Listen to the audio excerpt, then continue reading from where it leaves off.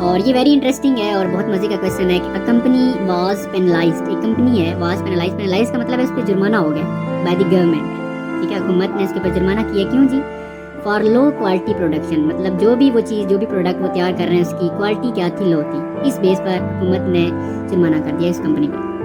If the company has 3 share holders, मतलब वो company किसी एक बंदे की नहीं है बल्कि उसमें 3 पार्टनर्स हैं, 3 शेयर्स हैं। क्या क्या नाम भी बता दिए गए हैं, Farah, Maryam and Tehreem. Investing in the ratio, अब रेशो भी बताइए कि किसने कितना इन्वेस्ट किया हुआ है, 1:2:3, यानी कि जो सबसे पहले नाम है ना ये 1 में आ जाएगा, मरियम का 2 और तहरीम का 3, यानी कि मतलब इसका ये है, लेट्स सपोज टोटल कंपनी पे 3 लाख लगा है तो फरा ने, या 3 लाख हम नहीं कह रहे, इसको मैं और आसान कर देता हूँ कि अगर लेट्स सपोज फरा ने 1 लाख लगाया हुआ है, मरियम ने 2 लाख और तहरीम ने 3 लाख, इस तरह इनकी रेशो बन रही है। And the amount of penalty is RS, इतना जुर्माना हुआ है। अच्छा एक चीज़ बता दूँ, लेकिन अगर कंपनी यहाँ पर 3 बंदों की है और 3 बंदों का शेयर्स है, इसका मतलब ये है कि अब अगर जिस बंदे ने सबसे ज़्यादा शेयर किया हुआ है, अब उसमें अगर कंपनी में जो प्रॉफिट होगा वो उसको भी ज़्यादा मिलेगा, लेकिन जब उस कंपनी में कोई लॉस हो जाएगा तो वो उसके ऊपर भी ज़्यादा हो जाएगा, ठीक है, जितना शेयर्स है उतना ही उसको प्रॉफिट भी है और लॉस भी है, ठीक है।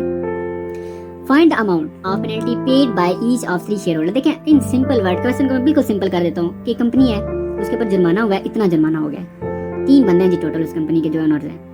अब आपसे ये कहा गया कि अब ये बताएं कि तीनों में से कौन कितना जुर्माना देगा। टोटल अमाउंट हमें बता दी गई, आप देखते हैं कि कितने पैसे जो फरा के हिस्से में जा रहे हैं, कितने मरियम के और कितने तहरीम के, ये चीज़ हमने फाइंड करनी है।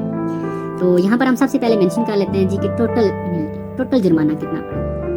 तो यहाँ पर ये मेंशन कर दिया जो कि बन रहा है 456,868.97। अब एक रेशो बना लेते हैं, बहुत सारे तरीके हैं, जो सबसे ईजी हम यूँ कर लेते हैं कि फरा नाम लिख लेते हैं, जैसे फरा रेशो मरियम और इसी तरह नेक्स्ट तहरीम।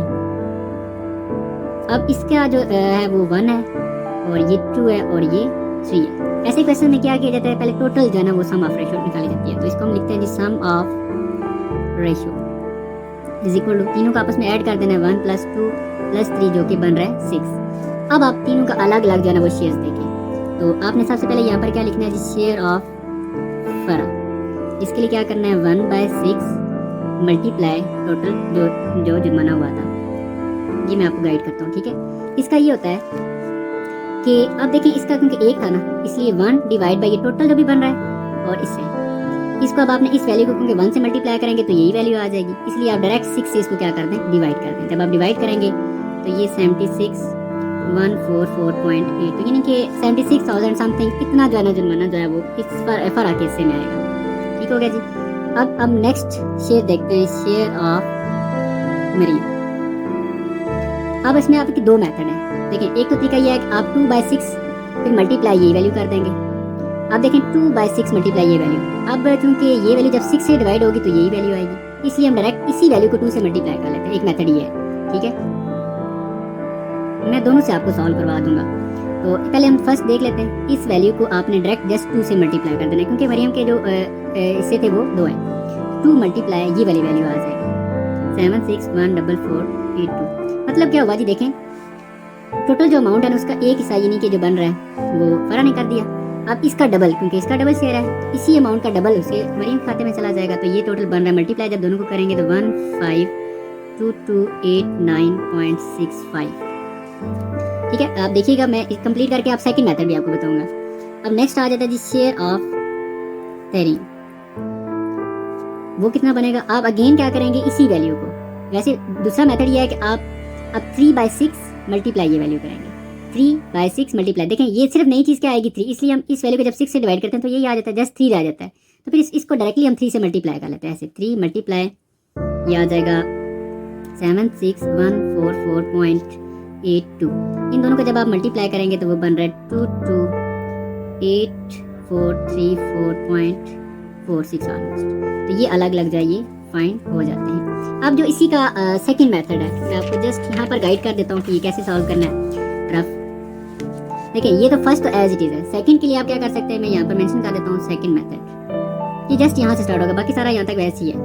तो शेयर ऑफ मरियम आपने कैसे फाइंड करना है, ऐसे 2/6 मल्टीप्लाई जो आपकी टोटल वैल्यू होती है ना वो लिखनी होती है यहाँ पर 46,686.97।